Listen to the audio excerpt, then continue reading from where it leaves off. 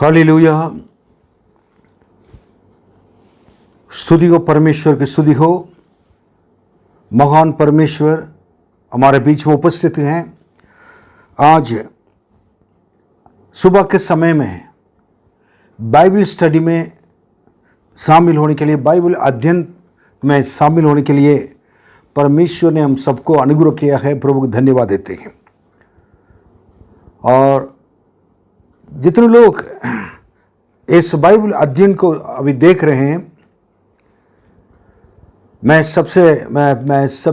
यही कहना चाहूँगा कि आप अपना बाइबल भी साथ में रखिए और नोटबुक में लिखिए। जो कुछ बताया जा रहा है उसको ध्यान से सुनिए और आखिरी में ये सब होने के बाद दोबारा पढ़िए, अध्ययन कीजिए। परमेश्वर आपसे बातें करेंगे।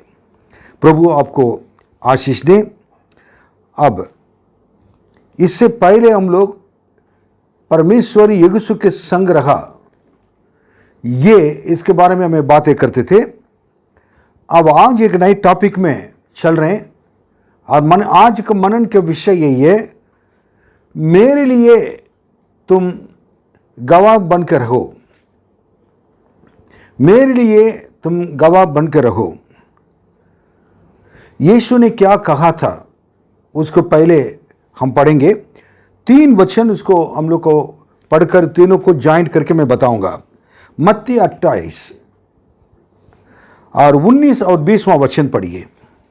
इसलिए तुम जाओ, सब जातियों के लोगों को चेला बनाओ और उन्हें पिता और पुत्र और पवित्र आत्मा के नाम से बपतिस्मा दो और उन्हें सब बातें जो मैंने तुम्हें आज्ञा दी है मानना सिखाओ। और देखो, मैं जगत के अंत तक सदा तुम्हारे संग हूं। प्रभु यीशु इस संसार छोड़कर जाने से पहले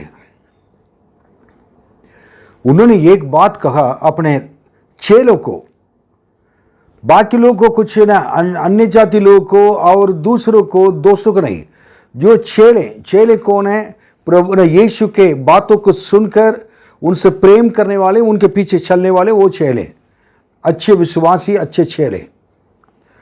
उनसे कहा था कि तुम जाकर क्या करना कि तुम जाकर सारे जातियों को क्या करना कि चेला बनाना है। ये कैसे पॉसिबल है? सब जातियों को अगर चेला बनाना हो तो? बट यीशु ने कहा इट इज पॉसिबल, ये हो सकता है, मुमकिन है। क्योंकि यीशु ने ये कहा था कि अगर कोई चीज अगर नामुमकिन होता है तो प्रभु यीशु बताते नहीं है ये करने के लिए। प्रभु यीशु ने जितनी चीज बाइबल में लिख कर रखा है सब कुछ हम कर सकते हैं, इसीलिए प्रभु ने लिखा है, क्योंकि उसको करने के लिए भी प्रभु मदद करता है। कैसे प्रभु ने कहा ये मुमकिन है? सारे जातियों को, मतलब कोई भी, चाहे हिंदू हो, चाहे मुस्लिम हो, चाहे सिख हो, जब इवन क्रिश्चियन हो, उन्होंने कहा था कि सबको क्या करना कि एक प्रेम के संदेश को तुमको सुनाना है। उनको जिस परमेश्वर ने आकाश और पृथ्वी को बनाया है उनको क्या करना कि जानने के लिए उनको परिचित करा दो और लोगों के पहचान में डाल दो उनको।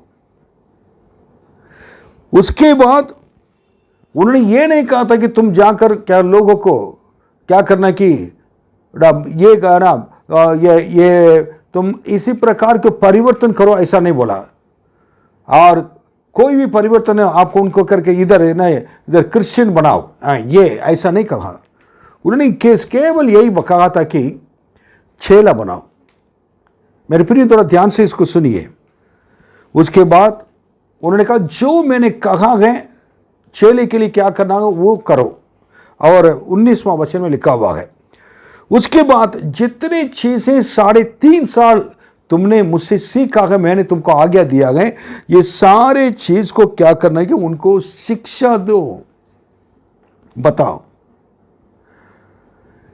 ये सारी चीज को आपको बताना है। इसका मतलब यीशु मसीह की शिक्षाएं जो बाइबल में लिखा हुआ है, जब तक इस वो एक व्यक्ति इसको जानेगा नहीं, पढ़ेगा नहीं, और जानेगा नहीं, समझेगा नहीं और इसको अमल नहीं करेगा तो इसके बारे में इसको लेकर दूसरों को बता नहीं पाएगा। यीशु मसीह के स्वयं बताए हुए चीजें इसमें लिखा हुआ बाइबल में, सार सुसमाचार के किताब है। बताओ, और उसके बाद मैं संसार के अंत तक मैं तुम्हारे संग रहूंगा और रहता हूं, रहूंगा भी नहीं कहा, रहता हूं। ये सारे चीज प्रभु यीशु करने के लिए हमें गवाही देंगे और हमको मदद करेंगे। अब हम क्या है, ये सारी चीज कैसे बता सकते हैं? जितने लोगों ने प्रभु यीशु पर विश्वास कर चेला बने और विश्वासी बने, वो यीशु मसीह के नाम के लिए गवाह हैं और ये अपने गवाही बनकर रहना उनको जरूरी है। और ये अगर नहीं है, वो यीशु मसीह के बारे में दूसरों को बता नहीं पाएंगे। अब कैसे बताना है, ये भी बात है। आप पढ़िए मत्ती 24वां अध्याय 14वां वचन पढ़िए। और राज्य का यह सुसमाचार, राज्य का ये सुसमाचार सारे जगत में प्रचार किया जाएगा, सारे जगत में प्रचार किया जाएगा कि सब जातियों पर गवाही हो। सब जातियों पर क्या गवाही हो। इसका मतलब ये गवाही बहुत इंपॉर्टेंट है। तब अंत आएगा।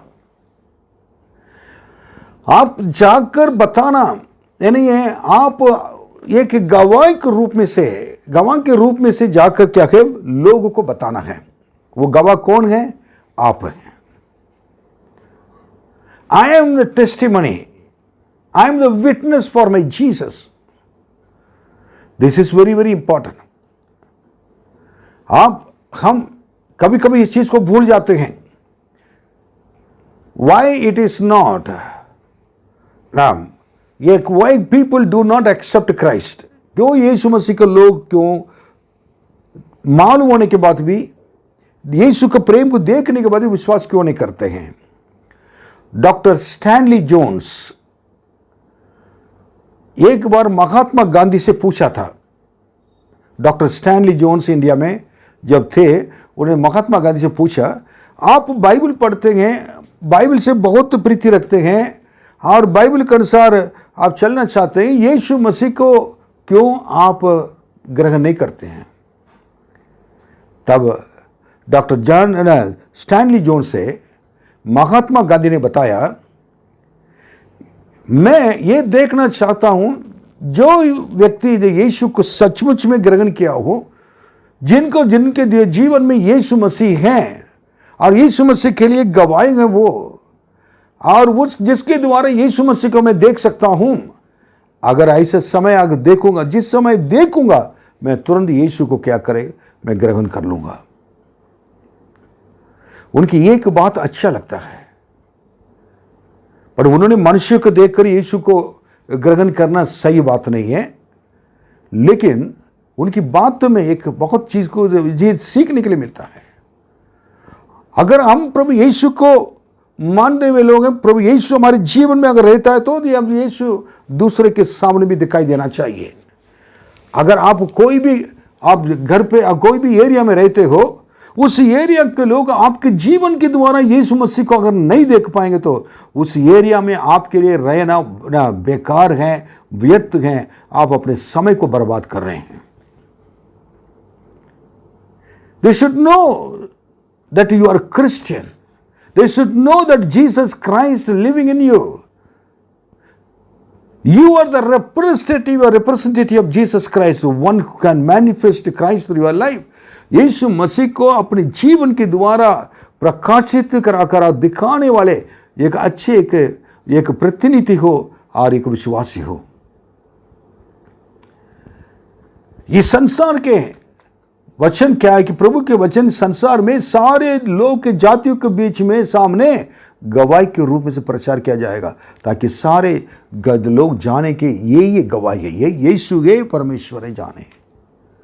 तब अंत आएगा। अब तो अंत का समय आ चुका है, आ रहा है, जल्दी नजदीक है। क्योंकि यूट्यूब में, फेसबुक में और सब जगह पर कलीसिया को उन्होंने बंद किया। और लेकिन कलीसिया नहीं चलने दे रहे थे, ये कोरोना की वजह से। बट वन वे, इसी के द्वारा, इस लॉकडाउन के द्वारा और सब जगह पर फैल गया। सारे दुनिया में खोलेंगे तो प्रभु यीशु दिखाई देंगे, यीशु का वचन दिखाई देता है। इससे बढ़कर क्या गवाही चाहिए?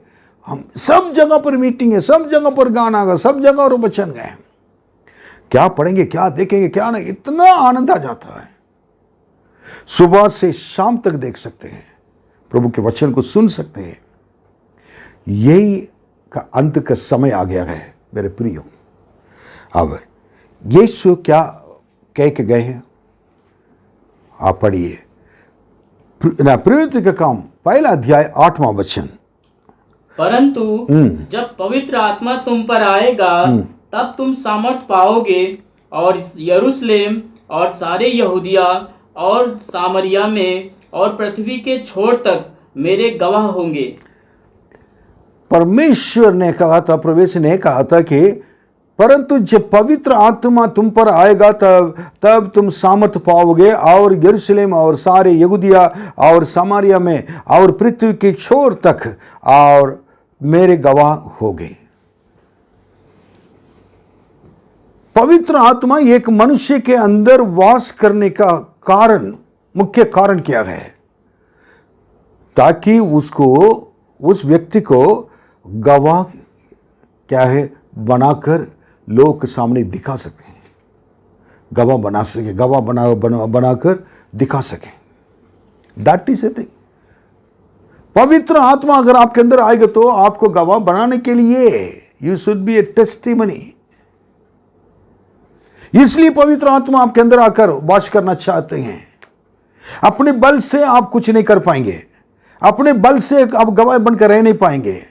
लेकिन पवित्र आत्मा आपके अंदर जब आएगा और पहली चीज तुम सामर्थ पाओगे, क्योंकि प्रभु के बारे में बताने के लिए डरोगे नहीं।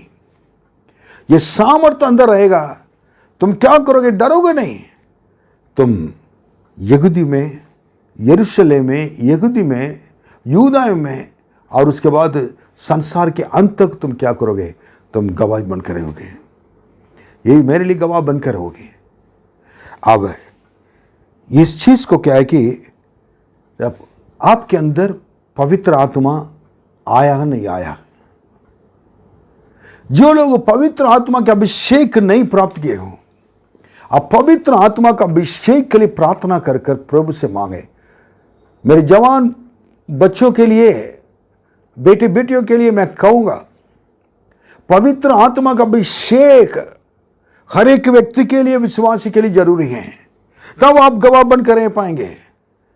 मुझको पवित्र आत्मा के बारे में जब यीशु मसीह को मैंने ग्रहण किया था कुछ भी मालूम नहीं था। एक चर्च में मैं गया था, यीशु ग्रहण करके बपतिस्मा लिए थे, चर्च में चले गए थे। लोग अन्य भाषा बोलकर प्रार्थना कर रहे हैं, मुझको समझ में नहीं आ रहा था ये क्या बोल रहे हैं। उसके बाद मैंने क्या किया था कि बड़े उनको देखा, देखने के बाद मैं खुद हंसने लगा। ये क्या बोल रहे हैं, क्या कर रहे हैं, मुझे भी है। ऐसे ही 1 हफ्ता, 2 हफ्ते, 3 हफ्ते में ऐसे चलते गए। एक दिन क्या हुआ, 2 महीने के बाद एक मैं चर्च में ऐसे सारे लोग आत्मा में भरकर प्रार्थना कर रहे थे। मैं इधर उधर देखकर हंस रहा था। लोगों को जो अन्य भाषा में बोल रहे थे कष्ट मैं हंस रहा था। तब परमेश्वर के वचन, भविष्यवाणी और दूसरे के द्वारा आए। आखिर में एक सिस्टर बैठी हुई थी, उनके तब मेरे बेटा, मैं तुमसे दुखित हूं, मेरे पवित्र आत्मा को तुमने अपमान किया है। कोई भी संसार में कोई भी गुनाह माफ कर सकता है, माफ किया जा सकता है, लेकिन पवित्र आत्मा की विरोध कोई इंसान बोलता है ना, इस पृथ्वी पर ना स्वर्ग में उसको क्षमा नहीं किया जाएगा। आज भी तुम मांगो, मैं तुम्हारे लिए पवित्र आत्मा देने के लिए तैयार हूं। पहले बार परमेश्वर ने मुझसे डायरेक्ट बात कर, तुम मुझे देखो हंस रहे हो, मजाक कर रहे हो। तब मैं हॉस्टल चले गया था, कॉलेज हॉस्टल। खाना खाने के बाद रात में शाम को जाकर मैं रोने लगा, प्रभु जी अगर कोई पवित्र आत्मा है मुझको दीजिए, मैं आपके लिए गवाह बनकर रहना चाहता हूं। मैं प्रार्थना किया, अपने आप को मेरे जितने मैंने परमेश्वर जो पसंद नहीं कहते थे सारे चीज को बता कर मैंने परमेश्वर सामने रो रो को प्रार्थना किया। रात लगभग 2-2:30 बजे सुबह प्रार्थना में रहता था। उस समय एकदम एक बहुत बड़ा एक आग मेरा आकर उतरा। उतरने के बाद इतना अंदर एक सामर्थ्य आ गई।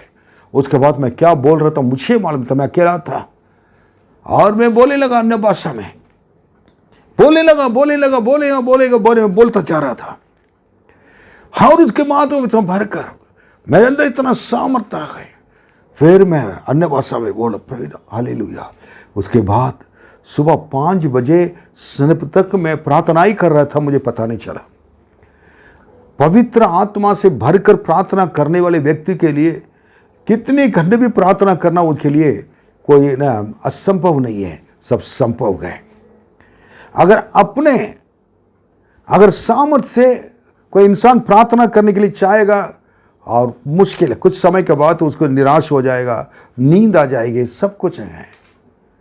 देन उसी दिन वैसे मेरे जीवन बदल गया। आत्मा में भरकर प्रार्थना करना, ज्यादा प्रार्थना करना, बाइबल को लेकर पढ़ने शुरू करता। मैं प्रार्थना के साथ पढ़ता रहता था, इसकी बातों को परमेश्वर बताते थे। कलीसिया में जाता था, पास्टर वचन प्रचार करते थे, ऐसे में देखता रहता था। आत्मा मेरे अंदर जाग उठता रहता था। हर चीज को नोट करता था, पढ़ता था। मुझे परमेश्वर कई बातें बताने लगे, कई चीज को लिखने शुरू किया था मैंने, जो प्रभु ने मुझे बताते गए थे। मेरी जवानी में प्रभु ने मुझको बताते थे। उसका परमेश्वर मुझे बातें करनी शुरू किया। प्रभु ने उसके बाद मुझे सेवकाई के लिए बुलाया और कॉलेज में प्रभु ने इस्तेमाल किया। कॉलेज में मुझे लोग नफरत करते थे, मैं क्रिश्चियन हूं, लेकिन आश्चर्य कर्म परमेश्वर मेरे द्वारा किया तो वो कॉलेज हिल गया। उसके बाद कई जगह गए थे मेरे पास्टर के साथ मिलकर सेवा करने के लिए। लगभग 20-28 चर्च के ऊपर हम लोगों ने स्थापना किया और कई जगह पर जाकर ओपनली खड़े होकर सड़क पे मैं बोलता था यीशु ही परमेश्वर है। मैं ऐसा था मेरे जीवन, आज मैं ऐसे हो गया, प्रभु यीशु ने बदल दिया कहता था। मेरे माँ बाप भी मेरे जीवन को देखकर क्या है, उन्होंने प्रभु यीशु के पास आए थे। पहले तो ये क्या क्या करता था, लेकिन अभी कुछ भी नहीं कर रहा है। इसका जीवन कैसे बदल गया है, सचमुच में कुछ तो होगा। मेरे प्रियो, पवित्र आत्मा जब हमारे जीवन के अंदर आ जाते हैं तो हमारे अंदर एक बदलाव, अंदर पवित्र आत्मा एक आग की तरह आता है। जितने जो परमेश्वर नहीं चाहते थे, पाप से लेकर सारी चीज को जला देता है। गुस्सा, नफरत, जलन, ईर्ष्या, ये सारे चीजों को पापों को चला देता है। अगर देर से भी कोई बात इतना भी बोलो, परमेश्वर तुरंत बताने लगता है ये गलत है। फिर क्या हुआ था, उसी समय से मैं गवाही बनकर रहने को परमेश्वर ने मुझे अपने सेवका के लिए बुलाने शुरू किया। सेवका के लिए जगह पर आए, फिर कई दक्षिण भारत में सेवा करता रहा, वहां भी प्रभु इस्तेमाल किया। उसके बाद उत्तर भारत में, या आज तक इस जगह पर रहने वाले लोगों के लिए भी और पूरे भारत में भी, पूरी दुनिया में भी गवाही बनकर रहने के लिए प्रभु ने अनुग्रह किया है। ओके, अब मैं ये बताना चाहता हूं, हर एक व्यक्ति विश्वासी अपने जीवन में प्रभु यीशु के लिए गवाही बनकर रहना जरूरी है। अब हमारे गवाही और कैसे होना चाहिए, किस चीज के बारे में होना चाहिए, बात यही है। उसको मैं कहकर खत्म करूंगा। पढ़िए, हमारी गवाही और किस चीज के बारे में होना चाहिए, पढ़िए। और यूहन्ना 1:34, और मैंने देखा और गवाही दी है कि यही परमेश्वर का पुत्र है। यूहन्ना कह रहा है कि यीशु मसीह को देखने के, वो बपतिस्मा देने वाला यूहन्ना यीशु के पहले आकर सबको बपतिस्मा दे रहा था। और लोगों को जो बपतिस्मा लेने के लिए आ रहे थे, लोग सुनने के लिए आ रहे थे, उनसे कह रहा 27वां वचन पढ़िए, उसमें 27वां वचन से 34 आएंगे। अर्थात मेरे बाद आने वाला है जिसकी जूती का बंध मैं खोलने के योग्य नहीं। ये बातें यरदन के पार बैतनिया में हुई जहां यूहन्ना बपतिस्मा देता था। इसमें और मेरे पास तमिल बाइबल है, तमिल बाइबल को मैं बताऊंगा, उसमें बहुत ही सुंदर बात लिखा हुआ है। जो मेरे बाद आने वाला है वो मुझसे भी ना बहुत सर्वशक्तिमान परमेश्वर है, मुझसे भी बड़ा है, मुझसे भी बड़ा है। This is very very important. अब पहली चीज तो गवाह यीशु के बारे में बता रहा है कि वो मुझसे भी बड़ा है। वो मुझसे भी बड़ा मतलब कौन है? सर्वशक्तिमान परमेश्वर कह रहा है। ओके, देखिए गवाही कैसे दे रहा है यूहन्ना। और 29वां अध्याय पढ़िए, वचन पढ़िए। दूसरे दिन उसने यीशु को अपनी ओर आते देखकर कहा, देखो यह परमेश्वर का मेमना है जो जगत का पाप उठा ले जाता है। जगत के पाप को उठा लिए जाने वाले ये जगत का मेमना है। देखिए ये वर्ड मेमना मतलब क्या है? वो बलिदान के लिए तैयार है, बलि के लिए तैयार है, बलिदान होने वाले वो कुर्बानी करने वाला एक व्यक्ति है। जगत के पापों को उठा कर ले जाना। आपकी गवाही, हमारे गवाही किस चीज के बारे में होना चाहिए? प्रभु यीशु ही परमेश्वर नंबर 1 है। दूसरा, हमारे पापों को उठा ले जाने वाले प्रभु यीशु है। हमारे लिए जाकर क्रूस पर मरने वाले यीशु का मरा हुआ है, मेरे लिए मरा और मेरे लिए आज जी रहा है यीशु। मेरे लिए जी उठा, मेरे लिए जी रहा है कहना चाहिए। अब देखिए और 31 पढ़िए, 31वां वचन देखिए, और एक गवाही है। मैं तो उसे पहचानता न था। बस, मैं तो उनको नहीं जानता था, पहचानता नहीं था।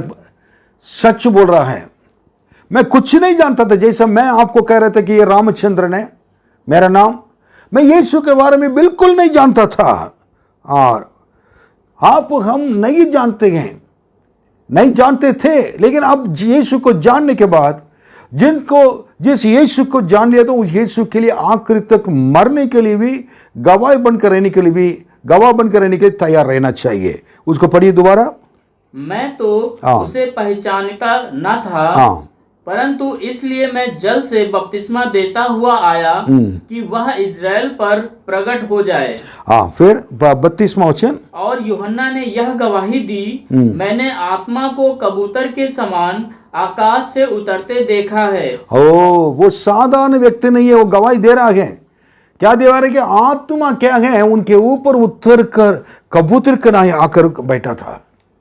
पवित्र आत्मा को उतर कर वो आने आता है, वो उतर आता है, उसको देख रहा है। हमें पवित्र आत्मा को अभी तक पहचाने नहीं है। कई लोग पवित्र आत्मा क्या है लोग पूछ रहे हैं, लेकिन यूहन्ना बपतिस्मा देने वाला पवित्र आत्मा को उतरे तो उतर कर आते ही भी देखा, और कबूतर कनाए आकर क्या यीशु पर बैठा था। क्या एक दर्शन आप देख पाएंगे पवित्र आत्मा के अभिषेक को। आपको पवित्र आत्मा का अभिषेक देखना है, पाना है, उसको संभाल करना है, पवित्र आत्मा की मदद से जीना है। It was a very good testimony. प्रभु यीशु के बारे में इतना, वो साधारण व्यक्ति नहीं, ये पवित्र आत्मा उनके ऊपर उतर कर आता है। उसके बाद पढ़िए और 33वां वचन। मैं तो उसे पहचानता नहीं था। दोबारा कह रहा, मैं तो उनको नहीं जानता था, पहचानता नहीं था, परंतु जिसने मुझे जल से बपतिस्मा देने को भेजा उसी ने मुझसे कहा, जिस पर तू आत्मा को उतरते और ठहरते देखे वही पवित्र आत्मा से बपतिस्मा देने वाला है। आप देखिए, मुझको एक गवाही बता दिया कि मैं ये कैसे पहचानूं। जब वो कहे कि जिसके ऊपर पवित्र आत्मा उतर कर आकर बैठेगा, उसको जो बैठेगा तुम देखोगे, और वही है यीशु है। आप क्या गवाही देंगे? यूहन्ना बपतिस्मा देने वाला पवित्र परमेश्वर को, पवित्र आत्मा का अभिषेक उनके ऊपर ही उतरते हुए देखा, तुरंत उन्हें गवाही देने लगा, ये साधारण व्यक्ति ने, यही महान परमेश्वर है, यही यीशु है, यही संसार के पापों के लिए बलिदान होने के लिए भेजा गया एक मेमना है। आप कह पाएंगे यीशु मेरा रक्षक है, यीशु मेरा उद्धार करता है, यीशु मेरा सर्वशक्तिमान प्रभु है, यीशु मेरा पिता है, यीशु मेरा बल है, यीशु मेरा सामर्थ्य, हर चीज जितना ज्ञान है, आप बता पाएंगे? यीशु के पास कई लोग आए थे केवल आशीष पाने के लिए। यीशु के पास आने से कुछ आशीष मिल जाए, चंगाई मिल जाए, कुछ खाना मिल जाए, कपड़ा मिल जाए, और ये मिल जाए, वो मिल जाए। वो गलत बात नहीं है, लेकिन लोग का आशीष मिलने के बाद फिर यीशु को आशीष देने वाला उनको जरूरत नहीं था, वो चले गए थे। हमें आपको आशीषों से बढ़कर, संसार की जितनी आशीषें हैं उससे बढ़कर सब कुछ देने वाला, आशीष देने वाला यीशु हमारे लिए बहुत खास है। हालेलुया। देन उसके बाद 34, और मैंने देखा और गवाही दी है कि यही परमेश्वर का पुत्र है। और मैंने गवाही दी तब परमेश्वर, इसको ये कौन है? परमेश्वर का पुत्र है। कौन है? यीशु परमेश्वर का पुत्र है। मतलब क्यों पुत्र कहते हैं? ये पुत्र के रूप में से संसार में आए थे, इसलिए परमेश्वर के पुत्र कहते हैं। बालक के रूप में जो पैदा हुआ, ईश्वर नहीं कह पाएंगे उस समय तक। लोगों ने देखा तो एक बालक है, इसलिए पुत्र हैं। पुत्र बनकर आने की वजह से परमेश्वर का पुत्र कहते हैं। वही परमेश्वर थे, वही सब कुछ थे, इसलिए परमेश्वर का पुत्र है, परमेश्वर के द्वारा भेजा गए पुत्र है। कितना एक सिस्टमेटिक इसको है। इसको कई लोग समझ नहीं पाते हैं। क्या परमेश्वर ने शादी किया था कि पुत्र हुआ है? एक व्यक्ति ने, एक भाई ने, मुस्लिम भाई ने मुझे पूछा था, मैंने उनको कहा थोड़ा देखिए, अगर एक बच्चा अगर पैदा होता है उस बच्चे को क्या कहेंगे? बालक कहेंगे ना, बड़ा तो नहीं कहेंगे। फिर जब आप नहीं कह सकते हैं वो पुत्र के रूप में से जन्मा है, वो परमेश्वर के पुत्र नहीं तो और क्या है? तब चुप हो गए थे। हमेशा हम दूसरे लोग के लिए उनके सारे ना उसको जितने उनके संदेह हैं, डाउट हैं, उसको क्लियर करने के लिए तैयार रहना जरूरी है। परमेश्वर के लोग के अंदर एक ज्ञान बहुत जरूरी है। सो इस जगह पर आखिरी में फिर क्या हुआ था, ये 36वां वचन देखिए, मैं जल्दी खत्म कर रहा हूं। और उसने यीशु पर क्या जो जा रहा था दृष्टि करके कहा, देखो यह परमेश्वर का मेमना है। आप कह दिया कि दृष्टि कर उसको देख के कहा, यह परमेश्वर के मेमना है यीशु। इतना कहने के बाद, गवाही देने के बाद, उनके गवाही के सामर्थ्य के क्या हुआ था? 37वां वचन, तब वे दोनों चेले उसकी यह सुनकर यीशु के पीछे हो लिए। वो दोनों चेले ये गवाही सुनने के बाद यूहन्ना के मुंह से तुरंत उनके जीवन में परिवर्तन हो गया है, यीशु के पीछे चल पड़े। हालेलुया। ये गवाही आत्माओं को जीत लिया है। अगर आप यीशु मसीह के लिए गवाही बनकर रहेंगे तो, सच्ची गवाही बनकर रहेंगे तो, और आपके गवाही के द्वारा लोग प्रभु के पास आएंगे, यीशु के पीछे चलेंगे। इसका मतलब यीशु के पीछे लोग आने का नहीं कारण, यीशु के पास आने का नहीं आने का कारण आपके हमारे अंदर गवाही के जीवन नहीं है। फिर उसके बाद पढ़िए 38 पढ़िए। यीशु ने मुड़कर उनको पीछे आते देखा। यीशु के पीछे चल रहे, यीशु ने उनको देखा मुड़कर और उनसे कहा, तुम किसकी खोज में हो? आप किसी खोज में हो? उन्होंने उससे कहा, हे रब्बी, अर्थात हे गुरु, तू कहाँ रहता है? वो कह रहे थे कि आप किसको खोज रहे हो? अगर पूछा था यीशु ने, बट मेरे पीछे तुम आ रहे हो, किसके खोज में आ रहे हो? खोज में वो कह रहे थे कि इन लोग उल्टा ये जवाब दे रहे हैं, प्रभु ये रबी मतलब ना, ये गुरु, आप कहाँ रहते ये बताइए।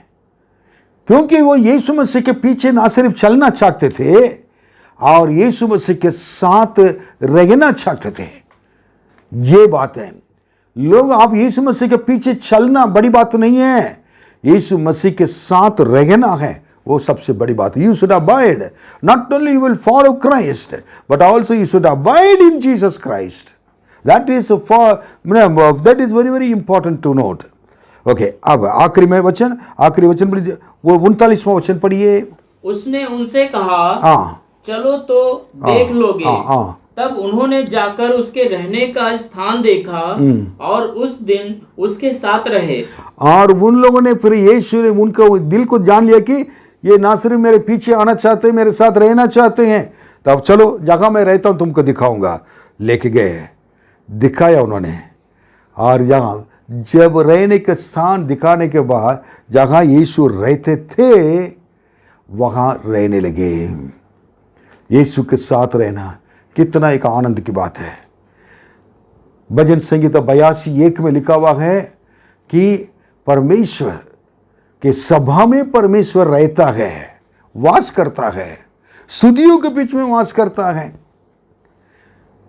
Psalm 82:1 says, और उसके साथ साथ है, और आप देखेंगे तो, और निर्गमन की किताब 25वां अध्याय 8वां वचन में लिखा है, और जगह पर परमेश्वर रहने के एक स्थान बनाने के लिए, एक निवास स्थान बनाने के लिए अपने लोगों को कह रहे हैं, मैं रहना चाहता हूं जहां परमेश्वर की कलीसिया में, भवन में परमेश्वर की उपस्थिति, परमेश्वर रहते हैं, वहां हम भी रहेंगे। इसलिए यीशु ने क्या कहा था मालूम है? एक वचन याद आ रहा है, यूहन्ना 12वां अध्याय 26वां वचन पढ़िए।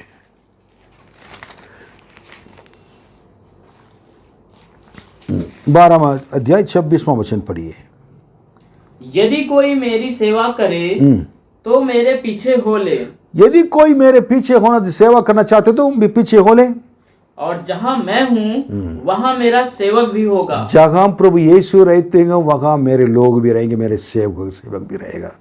यीशु जहां रहते हैं हमको वहां रहना है। अगर हम जहां रहते हैं वहां यीशु रहेंगे तो हम जाकर गलत जगह पर भी रहेंगे, यीशु नहीं आएंगे। यीशु जहां रहते हैं वहां रहना है। फिर उसके बाद नीचे लिखा, यदि कोई मुझे सेवा करता है पिता उसको आदर करता है। आदर सम्मान मिलने के कारण जहां प्रभु यीशु रहते हैं, यीशु ना वहां हमको रहना है। क्या कहें, प्रभु आपके साथ मैं रहना चाहता हूं, आपके साथ रहना चाहता हूं। आप जहां गए मुझे बताइए, यीशु मसीह की रहने की जगह मैं बताऊं, परमेश्वर के पवित्र स्थान में रहते हैं। जहां मेरे नाम से 2 या 3 लोग इकट्ठे होंगे वहां प्रभु यीशु वो जगह पर आकर रहते हैं। पवित्र आत्मा के रूप से यीशु रहते हैं। उस यीशु की गवाही बनकर रहना चाहते हैं आप यीशु के लिए गवाह बनकर रह सकते हैं। प्रभु के सामर्थ को पाकर उनके लिए, जैसे यूहन्ना ने बोला था, इतनी गवाही आप कर पाएंगे और ऐसे बता पाएंगे यीशु के बारे में। इसलिए यूहन्ना के नाम बाइबल में आया है। आपके नाम भी जीवन की किताब में, यादाइश की किताब में, ऐसी किताब में लिखा जाना चाहिए कि आप यीशु मसीह के लिए गवाह हैं। आइए हम प्रार्थना करेंगे। प्रभु महान परमेश्वर, आपके बच्चों को आपके हाथों में सौंपते हैं। आपके लिए गवाही बनकर रहने वाले लोग इस संसार में बहुत कम हैं, क्योंकि लोगों के जीवन इस प्रकार नहीं है, आपको दिखा नहीं पाते। अनुग्रह कर, पापों को क्षमा कर, लोगों के पापों को क्षमा करके, उनके पापों को दूर करके उनके साथ आप रहिए प्रभु, ताकि जहां आप रहते हैं वहां लोग रह सकें।